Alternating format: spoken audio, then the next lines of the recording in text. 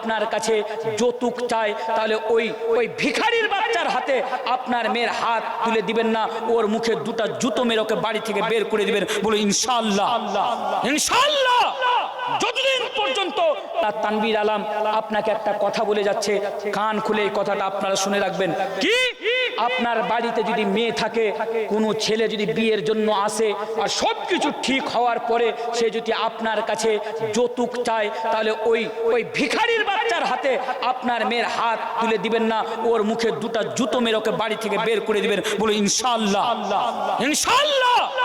যতদিন পর্যন্ত ওই ভিখারিগুলোর মুখে জুতো না মারতে পারবেন, আমাদের এই সমাজ থেকে এই কুসংস্কার বের হবে না, আমাদের এই সমাজ থেকে এই ভিখারিগুলো খতম হবে না। আর আমরা যদি এটা শুরু করে দিই, ইনশাআল্লাহ কোনো মানুষ সাহস পাবে না কাউরি বাড়িতে যে যৌতুক চাওয়ার জন্য। এই আমলটা আমাদেরকে করতে হবে। বলো ইনশাআল্লাহ। কথা খারাপ লাগলে এটাই বাস্তব।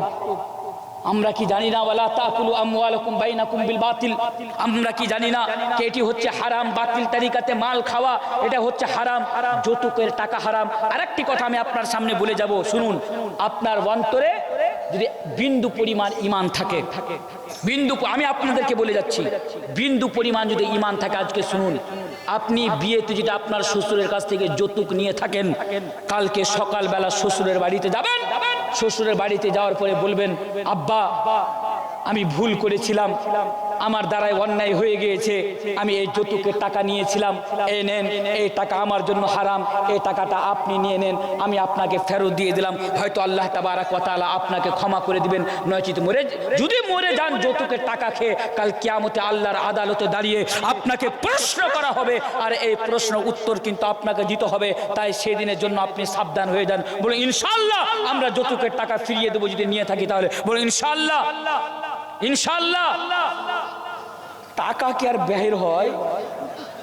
অত সহজ?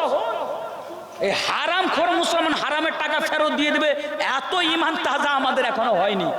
তবুও বলছি, যদি আল্লাহ আপনাকে হিদায়াত দিয়ে দেয় আর যদি মৃত্যু বলে আপনার অন্তরে ভয় থাকে, তাহলে অবশ্যই আপনি যৌতুকের টাকা আপনার শ্বশুরকে ফিরিয়ে দেবেন। এই পেগাম, এই মেসেজ আমি আজকে আপনাদের সামনে দিয়ে যাচ্ছি। তো হ্যাঁ, বেটির ফজিলত নিয়ে আমি বর্ণনা করছিলাম। আচ্ছা, এখনো দুটি পয়েন্ট আছে, তবে এখানে আরেকটি কথা আমি আপনার সামনে বলবো। আজকে এই বিষয়টা আমার শুনে নিলেন, আপনি নামাজি মানুষ, 5 টাইম নামাজ পড়েন, সবকিছু করেন, কালকে থেকে নামাজ টামাজ সব ছেড়ে দিলেন। এবার বাবর ভাই আপনাকে যে বলছে, হাজি চাচা তুমি তো আগে 5 টাইমে নামাজ পড়তে, ফজরে আমাদের মসজিদে নামাজ পড়তে আসতে, জামাতের সাথে নামাজ পড়তে, কালকে জালসা শোনার পরে কি ব্যাপার আপনি নামাজ টামাজ সবকিছু ছেড়ে দিয়েছেন? ওই লোক তখন বলছে, বাবর আলী তুমি কি মওলানা তানভীর আলমের বক্তব্য শুনোনি? বলছে কি? বলছে উনি যে বলেছে যার বাড়িতে কন্যা সন্তান থাকবে তার বাবা মা জান্নাতে যাবে, আমার বাড়িতে যে 7টা বেটি নামাজ পড়ে কি করব? এমনটা যেন না হয়। এখানে আপনার বেটির ফজিলত বর্ণনা করা হয়েছে। তবে হ্যাঁ, আমি আপনাকে বলি, আপনি মনে মনে ভাবছেন আমার বাড়িতে তো বেটি আছে,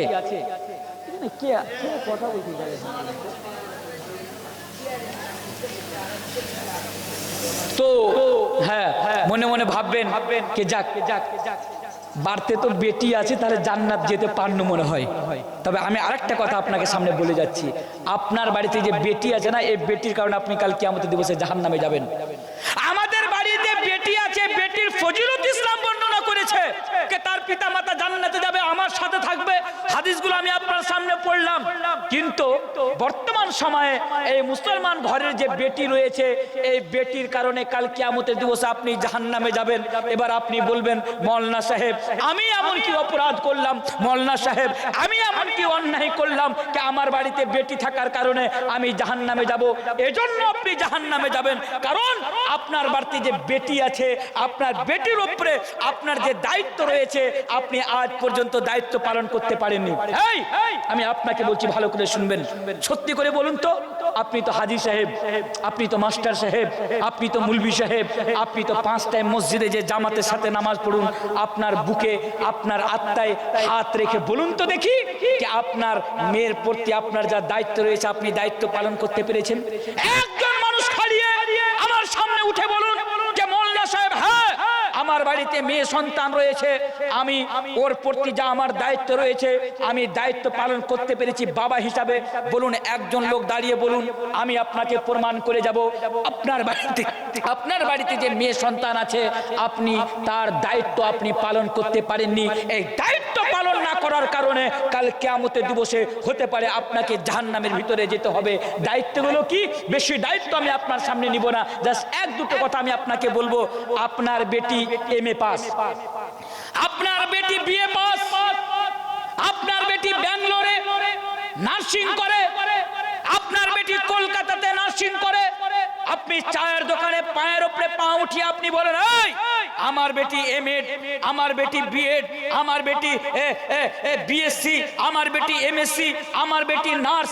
আপনি আজকে চায়ের দোকানে বসে আপনি অ্যাটিটিউড নিয়ে এই কথা বলেন আর আপনি লোকজনকে বলেন। কিন্তু আমি আপনাকে বলছি, আচ্ছা ভালো কথা, আপনার মেয়ে একদিকে এমএ পাস, অন্যদিকে আপনার মেয়ে সূরা ফাতিহা জানে কিনা এই জিনিসটা আপনি কোনোদিন তদন্ত করেছেন?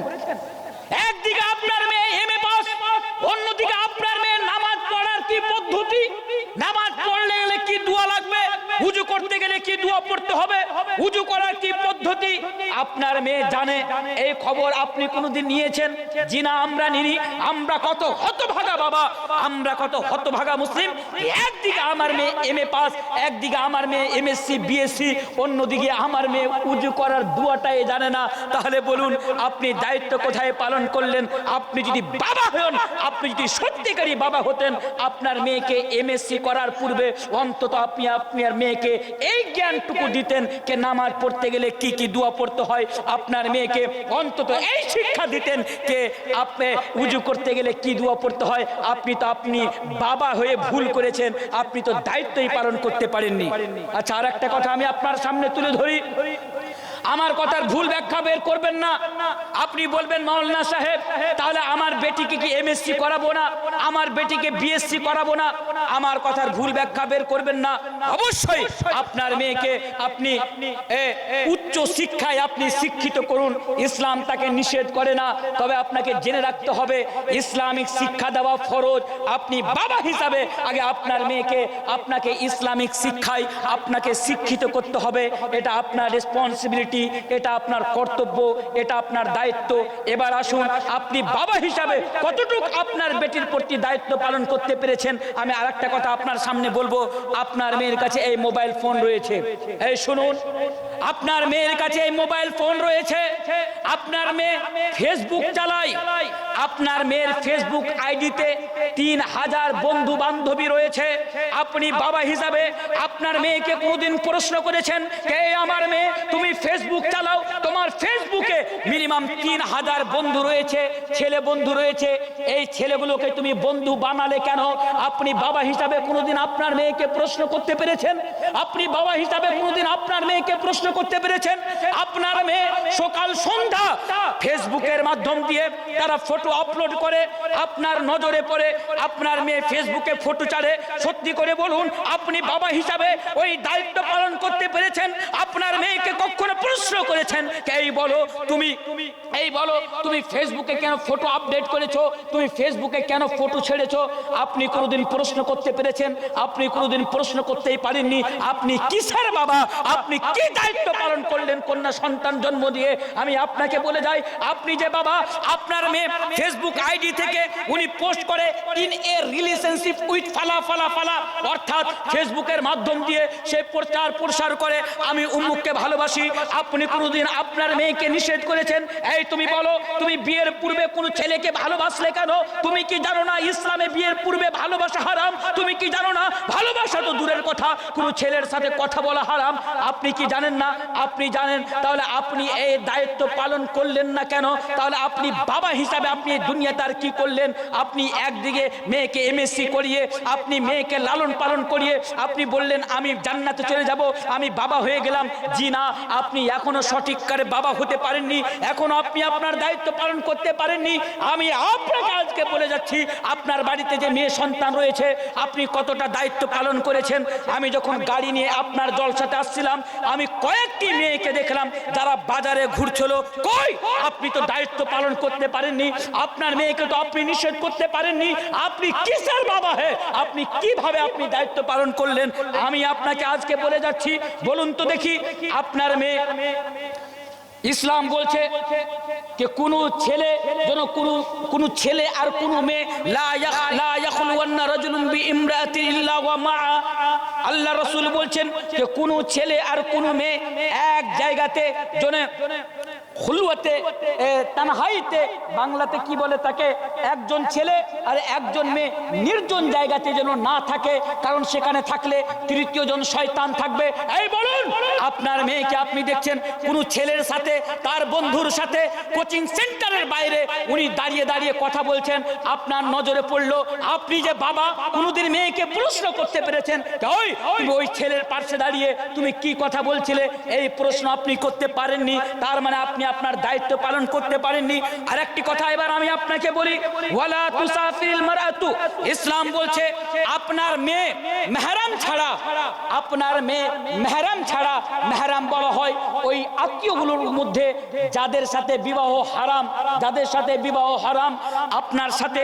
এবার আমি আপনাকে বলি, আপনার মেয়ে পাটনা ইউনিভার্সিটিতে পড়ে, আপনার মেয়ে কলকাতা ইউনিভার্সিটিতে পড়ে, আপনার মেয়ে ব্যাঙ্গালোরে নার্সিং করে, ভালো কথা, আমি এখানে আপত্তি করছি না, কারণ আমার এখানে আপত্তি করার জায়গা নয়। তবে আমি আপনাকে বলে যাচ্ছি, কারণ আপনি বাবা, সত্যি করে বলুন, আপনার মেয়ে যেদিন কলেজ যাচ্ছিল কলকাতা, আপনার মেয়েকে আপনি এই খালতিপুর স্টেশনে যে আপনি স্টেশনে চড়িয়ে চলে আসলেন, আপনার মেয়ে যেতে পারবে বলে আপনার মেয়েকে ভরসা করে আপনি ছেড়ে দিলেন। বলুন, এটাই কি আপনার দায়িত্ব? সত্যি যদি আপনি বাবা হতেন তাহলে নিজে আপনার মেয়ের সাথে যেতেন, আর নিজে যদি না যেতে পারতেন তাহলে আপনার ছেলেকে ওনার সাথে পাঠাতেন, বা ওই রিশতেদারগুলোকে পাঠাতেন যার সাথে ওর বিয়ে পড়া হারাম বা বিয়ে করা হারাম। মেহরাম কোন রিশতেদারের সাথে আপনি তাকে পাঠাতেন। বেহাদিস উপস্থিত নাই, অন্য কোথাও আছে। একজন মহিলা ভিক্ষা চাইতে চাইতে আমার বাড়িতে আসলো, দুটি কন্যা সন্তানকে সাথে নিয়ে আসার পরে আমাকে বলল, মা আয়েশা, আয়েশা আপনার বাড়িতে কি খাওয়ার কিছু আছে? আয়েশা আপনার বাড়িতে কি খাওয়ার কিছু আছে? হযরত আয়েশা রাদিয়াল্লাহু তাআলা আনহা বলছেন, আমার বাড়িতে 3টি খেজুর ছাড়া আমার বাড়িতে তাকে দেওয়ার মতো আর কিছু ছিল না। 3টি খেজুর ছাড়া ওই মহিলাকে দেওয়ার মতো আমার কাছে আর কিছু ছিল না। হযরত আয়েশা রাদিয়াল্লাহু তাআলা আনহা বলছেন, আমি ওই 3টি খেজুর বের করে নিয়ে আসলাম, তারপরে ওই মহিলাকে দিয়ে দিলাম। ওই মহিলাটি কি করলো? একটি খেজুর একটি মেয়েকে দিল, আর একটি খেজুর আর একটি মেয়েকে দিল, একটি খেজুর নিজে খাওয়ার জন্য রাখলো, কারণ সেই খিদাই ছিল। ওই দুই কন্যা সন্তান তাড়াতাড়ি খেজুর দুটো খেয়ে নিয়ে তার মাকে বলছে, মা আপনার হাতে যে খেজুরটি রয়েছে ওই খেজুরটি আমাদেরকে দাও। এবার মা তার সন্তানদের ভালোবাসে, ওই খেজুরটাকে 2 ভাগে বিভক্ত করলো, আধা করলো, আর আধা করে 1 ভাগ একটি বেটিকে দিল, আর 1 ভাগ আর একটি বেটিকে দিল। তারা ওখান থেকে চলে গেল। হযরত আয়েশা রাদিয়াল্লাহু তাআলা আনহা এই দৃশ্য দেখে, হযরত আয়েশা রাদিয়াল্লাহু তাআলা আনহা এই দৃশ্য দেখে আল্লাহ রাসূলকে বললেন, হে আল্লাহর রাসূল, আমার বাড়িতে আজকে এমন এমন দৃশ্য আমি নিজের চোখে দেখলাম। আল্লাহ রাসূল বললেন, হে আয়েশা, তুমি কি জানো, তুমি কি জানো, अगर अल्लाह तबारक व तआला किसी माँ वालिदैन को अगर बेटियां देकर आजमाता है तो यही बेटियां कुन्ना लहू सित्रम मिनन नार, कल कयामत के दिन उसके लिए जहन्नम से आर बन जाएंगी। एर माने हलो আল্লাহ রাসূল বললেন, হে আয়েশা, এই পৃথিবীর বুকে কাউর যদি কন্যা সন্তান থাকে তাহলে এই কন্যা সন্তানগুলো কাল কিয়ামতের দিবসে, যেদিন বাবা ছেলেকে দেখে পালাবে, ছেলে মাকে দেখে পালাবে, মা ছেলেকে দেখে পালাবে, স্ত্রী স্বামীকে দেখে পালাবে, স্বামী স্ত্রীকে দেখে পালাবে, যেদিন নফসি নফসির অবস্থায় থাকবে, আল্লাহু আকবার, সেই দিন কুন্না লাহু সিতরাম মিনান নার, আপনার বাড়ির মেয়ে, আপনার বাড়ির মেয়ে আপনার